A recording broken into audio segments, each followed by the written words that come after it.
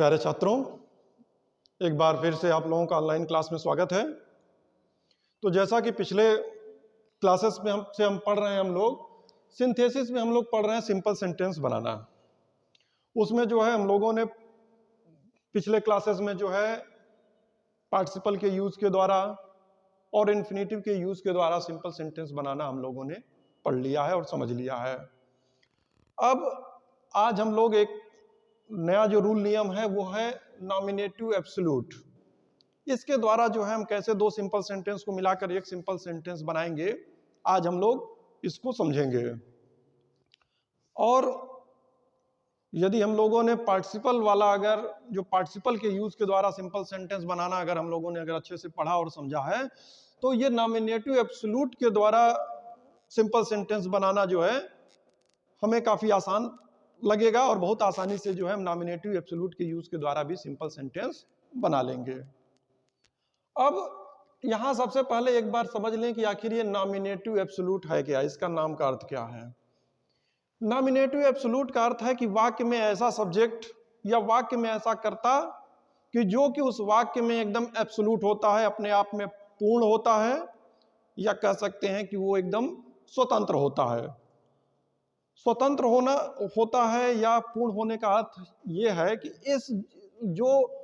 ये जो कर्ता होता है या ये जो सब्जेक्ट होता है, इसका जो कह सकते हैं कि असर जो है न फाइनाइट वर्ब पर पड़ती है न ही ऑब्जेक्ट पर पड़ती है। यानी कि यह वाक्य में होता तो है लेकिन यह सबसे अलग होता है और इसका बाकी फाइनाइट वर्ब से या ऑब्जेक्ट से इसका कोई मतलब नहीं होता है। अब उसी में आगे एक चीज है कि आखिर नॉमिनेटिव एब्सोल्यूट का प्रयोग करेंगे कब। तो मान लेते हैं कि अगर हमें कभी कोई ऐसा वाक्य मिलता है जिसमें कि हमारे जो दोनों वाक्य मिलते हैं, जो दो सिंपल सेंटेंस हमें मिल रहे हैं, वो दोनों सिंपल सेंटेंस के जो सब्जेक्ट हैं वो अलग अलग हों, और जब इन वाक्यों को अगर हम पढ़ें तो इन वाक्यों को पढ़ने से लगता है कि इन दोनों सेंटेंसेस के बीच एक काजल रिलेशनशिप है, यानी कारण और परिणाम का एक रिजल्ट है। यानी एक वाक्य में एक हमें रीजन मिलेगा और दूसरा जो वाक्य पढ़ेंगे उसमें उस रीजन के का क्या रिजल्ट हुआ वो हमें मिलता है। तो हम करते क्या है कि जो काम पहले होता है, यानी कि जो रीजन बनता है, उस वाक्य के सब्जेक्ट को हम नॉमिनेटिव एब्सोल्यूट बना देते हैं, यानी वाक्य में सबसे पहले उसको लिख देते हैं और उसके बाद फिर हम जो है परफेक्ट पार्टिसिपल का यूज करते हैं। अगर कोई फाइनाइट वर्ब उसमें जो अगर आई है, जो कि कोई वर्ब है, मेन वर्ब है, तो वहां पर हम जो है फिर हैविंग के साथ जो हमने परफेक्ट पार्टिसिपल में यूज किया था वर्ब की थर्ड फॉर्म, इसका हम प्रयोग करेंगे। और अगर वाक्य में इज, एम, आर, वाज, वर ये जो है अगर मुख्य क्रिया के रूप में प्रयोग हुए हैं अगर, तो उसके साथ हम बीइंग के साथ हम बीइंग का प्रयोग करेंगे और जो दूसरा वाक्य होगा वो उसी तरह से रह जाएगा। अब हम लोग इसको एग्जाम्पल के थ्रू समझने की कोशिश करते हैं। एग्जाम्पल देखते हैं कि कैसे इसको हम बदलेंगे या दो सिंपल सेंटेंस को जोड़ेंगे कैसे। जैसे अगर हमने एक एग्जाम्पल अगर लिया,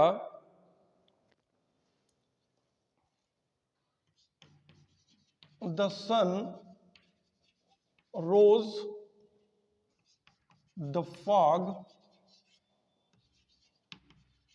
डिसअपीयर्ड।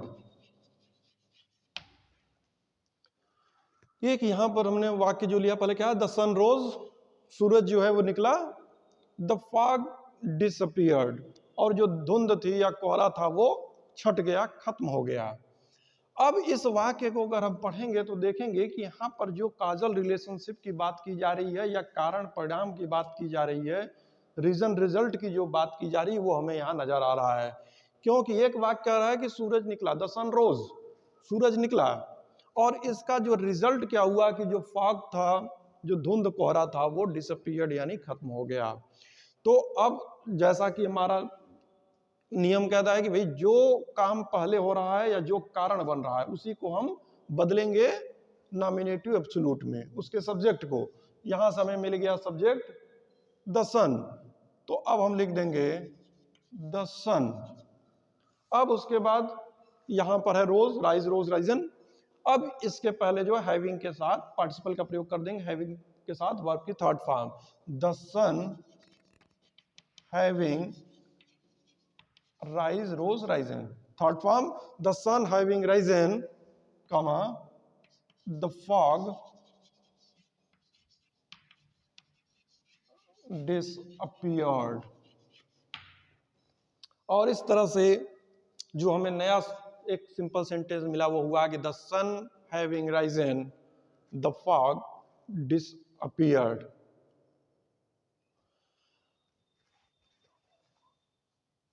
इसी तरह और भी एग्जांपल ले सकते हैं। The police arrived, the thieves ran away। यह वाक्य हुआ the police arrived the thieves ran away. Police आई, चोर भाग गए। एक जो है कारण और परिणाम का संबंध यहां हमें स्पष्ट रूप से दिखाई दे रहा है कि पुलिस रीजन बना है पुलिस का आना, और उसका रिजल्ट ये हुआ है, पुलिस के आने का रिजल्ट हुआ कि जो थीव्स थे, जो चोर थे, वो भाग गए। तो अब वही है कि जो रीजन बन रहा है उसी के सब्जेक्ट को हमें बदलना है नॉमिनेटिव एब्सोल्यूट में। यहां पर है वो ये द पुलिस,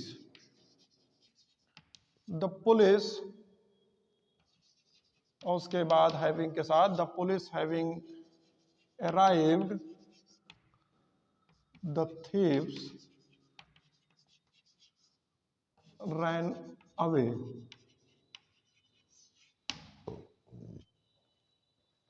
और पूरा वाक्य हमें नया सिंपल मिला, the police having arrived the thieves ran away.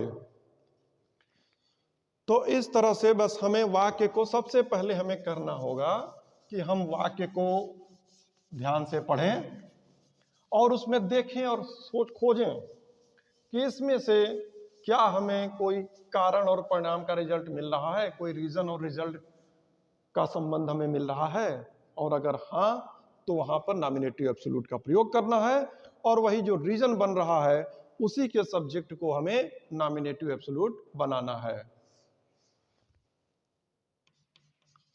The teacher entered the class, entered in the class, the students became silent। इसी तरह के एग्जाम्पल में लिया, the teacher entered in the class, the students became silent. Teacher ने class में प्रवेश किया, teacher जो है कमरे में इंटर उन्होंने किया, और इसका जो है रिजल्ट ये हुआ कि बच्चे जो हैं वो एकदम शांत हो गए। यानी कि ये रीजन है, रीजन में मिल गया हमें द टीचर, इसको हमने नॉमिनेटिव एब्सोल्यूट में बदल दिया। यहां पर अब हम हैविंग के साथ the teacher having entered in the class,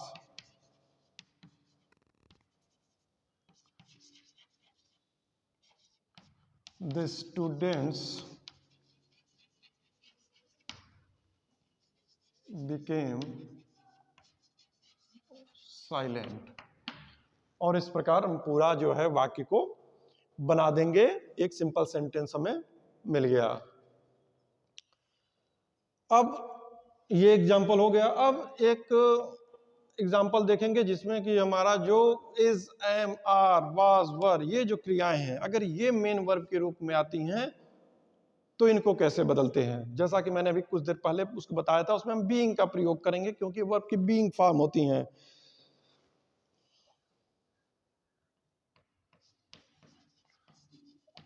the film was interesting,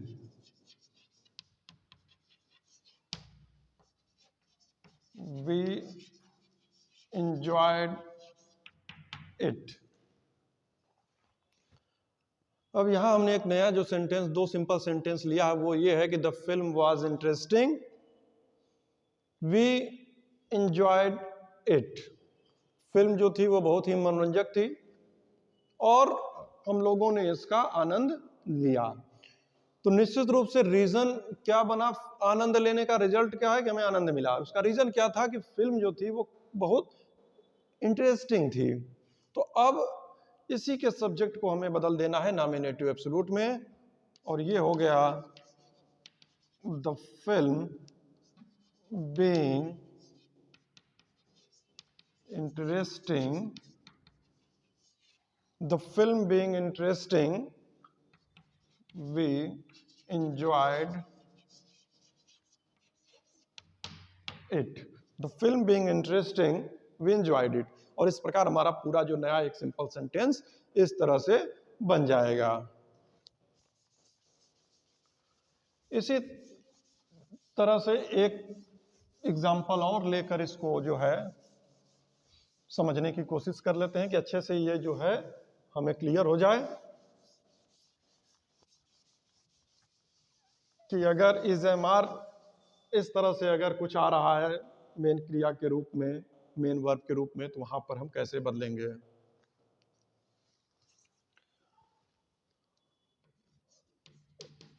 it was a holiday,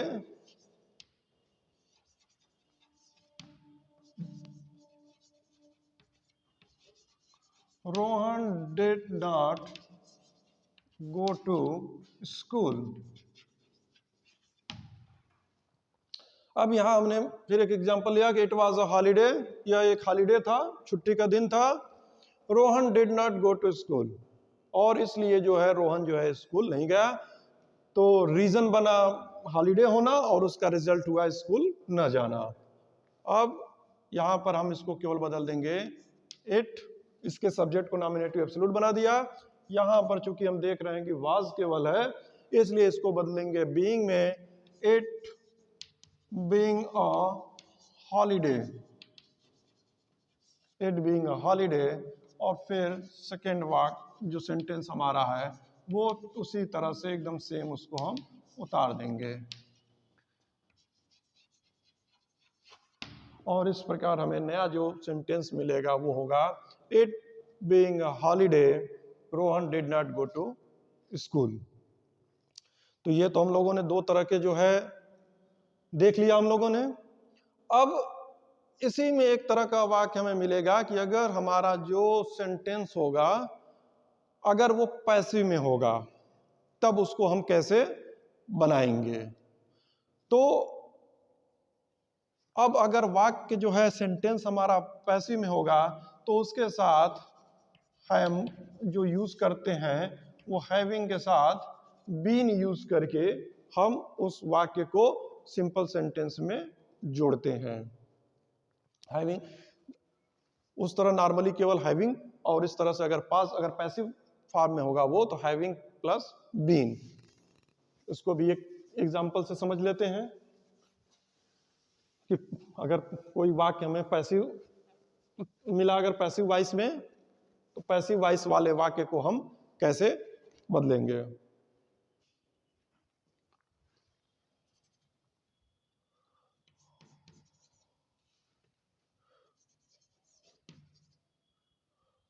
The agreement was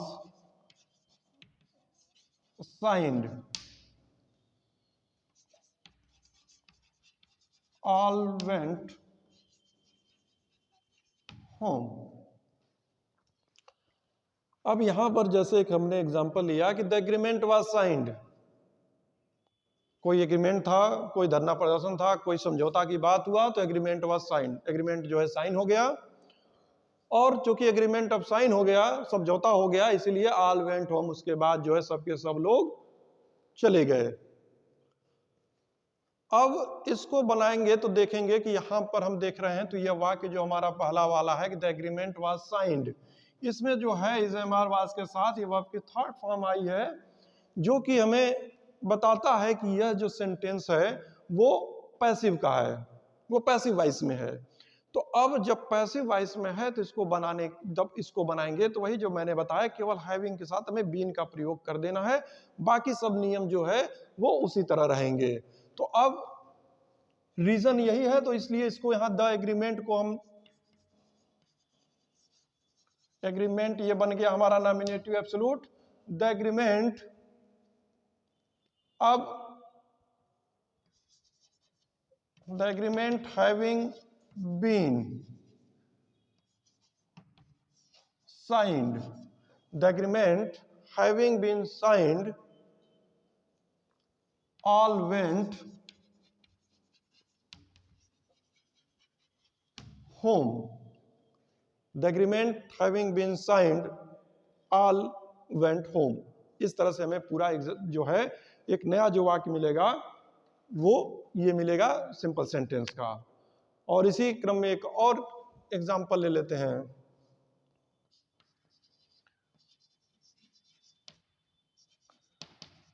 The captain was killed, the army fled. The captain was killed, जो सेना का जो भी कैप्टन था वो मार दिया गया, मर गया। द आर्मी फ्लेड, और उसके मरते ही जो बाकी सेना थी वो भाग गई। अब इसमें देख रहे हैं तो ये भी वाक्य जो है वो पैसिव वॉइस का है, इसलिए जब इसको बनाएंगे तो यहां पर ये बन गया हमारा the captain having been killed, the army fled. और इस तरह से पूरा हमारा एक नया जो सिंपल सेंटेंस बनेगा, the captain having, sorry having के साथ यहां पर बीन छूट गया, the captain having been killed, the army fled. इस तरह से नॉमिनेटिव एब्सोल्यूट के यूज के द्वारा भी हम आसानी से जो है सिंपल सेंटेंस बना सकते हैं। तो आज हम लोगों ने पूरा देखा कि अगर हमें दो सिंपल सेंटेंस दिया जाए और इनको अगर उनमें कोई काजल रिलेशनशिप मिलता है हमें उन्हें, तब उनको जो है नॉमिनेटिव एब्सोल्यूट के द्वारा उनको जोड़ते हैं। तो उसके क्या तरीके हैं उसको आज हम लोगों ने समझा। इस जो वीडियो है इसको आप लोग ध्यान से देखें और इसको समझें, और इसके बाद इस पर कुछ बाद में एक्सरसाइजेस भी मैं दूंगा, उसको आप लोग हल करेंगे तो निश्चित रूप से आप लोग इसका जो पूरा कॉन्सेप्ट है आप लोगों को और अच्छे से क्लियर हो जाएगा। आज के लिए बस इतना ही। धन्यवाद। Thank you.